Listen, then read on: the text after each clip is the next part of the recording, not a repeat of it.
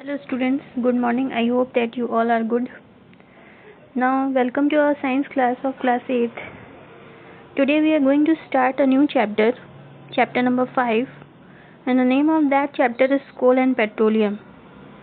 So we are going to start this chapter today, in which we are going to learn about some topics the topics that we are going to cover in this chapter are as follows, that are, in which the first one is natural resources, second is fuels, third one is coal, fourth one is petroleum, fifth one is natural gas, and sixth one is limitation of natural resources. Now we are going to study about all the topics one by one. The first topic of this chapter is natural resources. So we are going to know about that, what are natural resources. But before that, I just want to introduce about this chapter. As we know that we are using various materials, that we use it for our basic needs in order to survive and to live comfortably. For example, we need air. Why we need air? We need the air for combustion. We are knowing well, in order to burn anything there is requirement of oxygen, and from where we are getting the oxygen? We are getting the oxygen from the air. We are getting the oxygen from the air. That oxygen is used for the breathing process also. So that is used for the combustion, that is used for the respiration. Water, we are getting the water from the natural sources, and that water is also used for performing the different activities. Sunlight, we are getting from the sun. Sun is a natural source of heat and light for us, that makes the things visible to us. That is also responsible for the growth and development of the plants, because we are knowing well these plants perform the most important photosynthesis process in the presence of sunlight. So in the presence of sunlight they are able to prepare the food. Soil is important for the growth of the plants. Where these plants grow?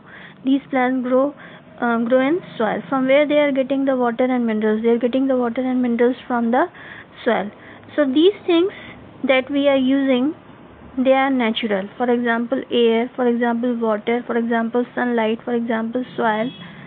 So these are the things that is found in nature, that is not made by man. But there are some things that we are using, that is made by men, so they are synthetic in nature. So the things are categorized into two categories. First is natural things, and second is man-made things. Natural things means they are already found in nature, they are not man-made.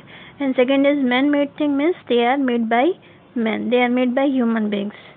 So firstly we will know about that, what are natural resources.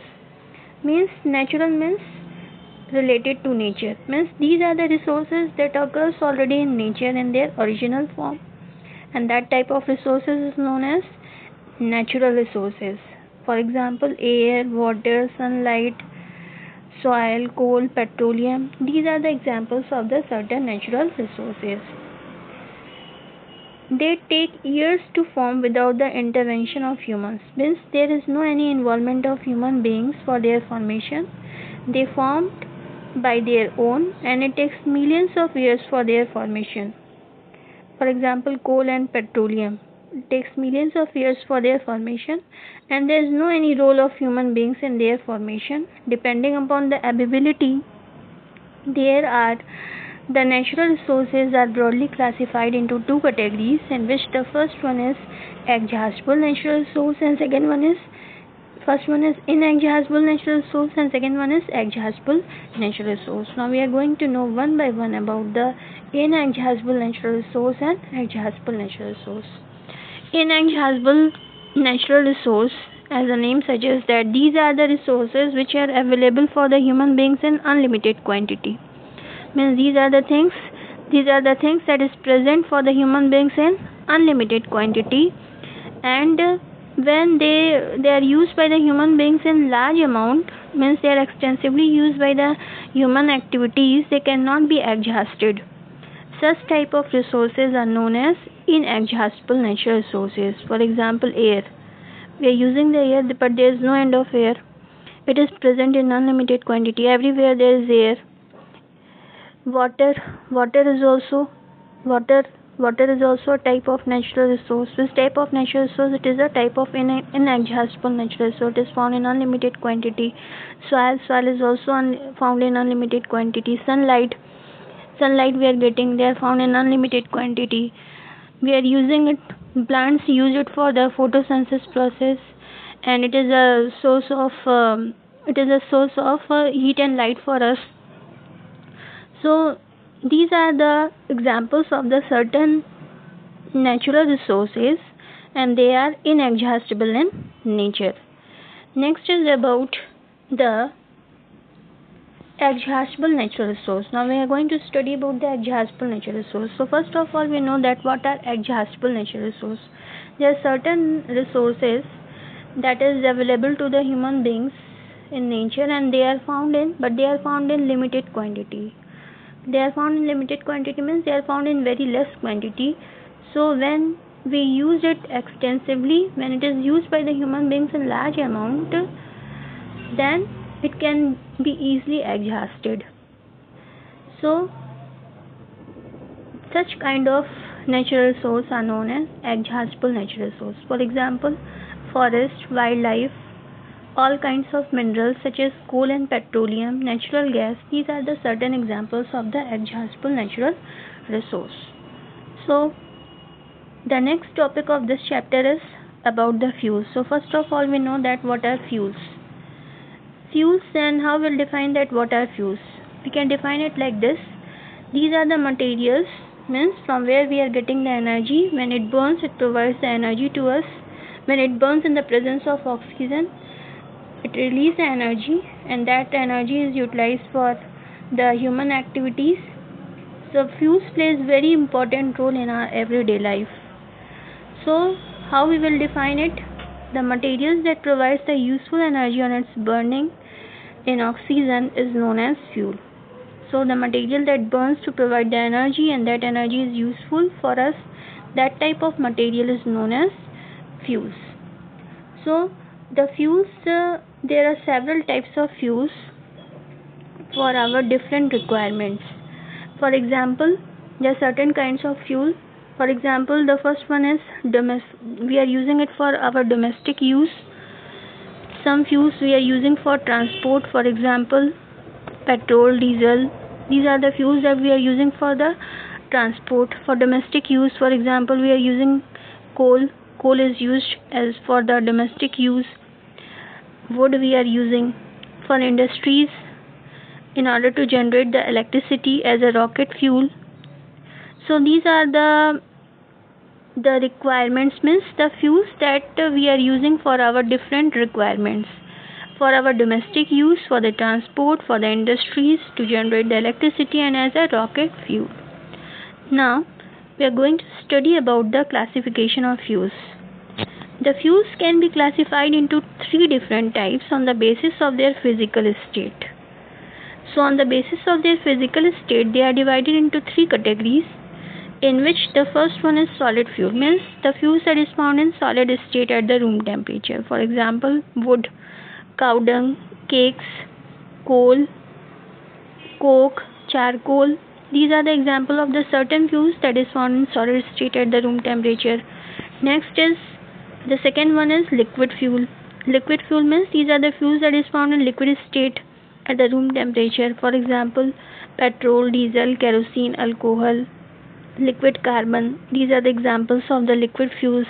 Third one is gaseous fuel. These are the example of the fuels that is found in gaseous state. For example, natural gas, liquefied petroleum gas, LPG, coal gas, water gas, gobar gas. These are the example of the certain fuels that is found in gaseous state at the room temperature. So the fuels are classified into three different types on the basis of their physical state.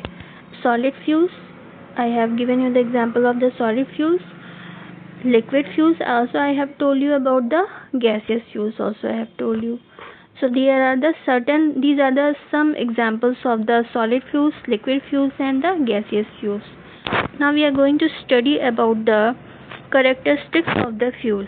Now we are going to know about that what are the characteristics of the fuel one by one.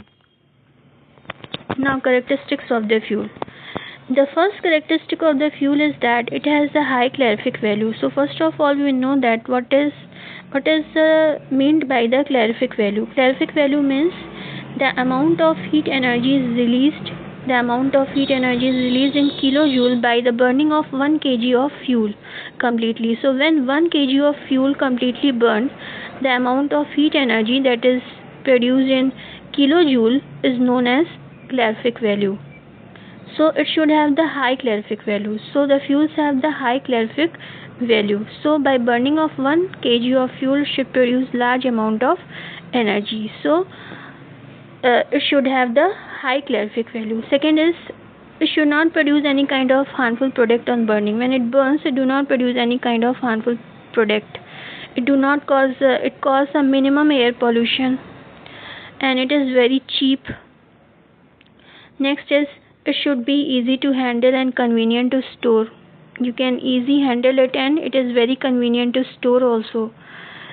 It should be readily available, and it should have the low kindling temperature, or we can say the ignition temperature. So ignition temperature means the minimum temperature at which it starts burning is known as the ignition temperature or the kindling temperature.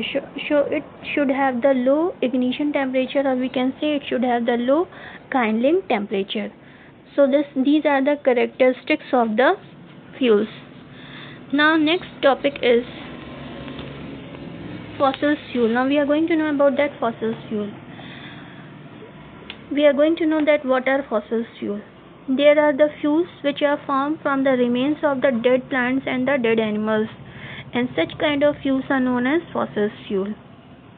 Their formation is a very complex process, and it also involves the natural events over the millions of years.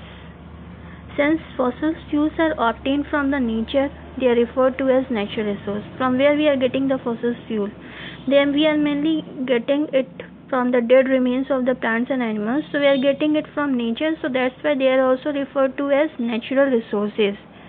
And they are the most widely used fossil fuel. The most widely used fossil fuel are as follows. For example, coal, petroleum and natural gas. Now later on we are going to study about the coal, petroleum and natural gas in this chapter one by one. We are going to study about the coal, how the formation of the coal takes place, occurrence of the coal, types of the coal, uses of the coal. We are going to study about the petroleum, their formation, their occurrence, about the natural gas. So these topics that we are going to cover in this chapter one by one. So this is about the fossil fuel that I have told you.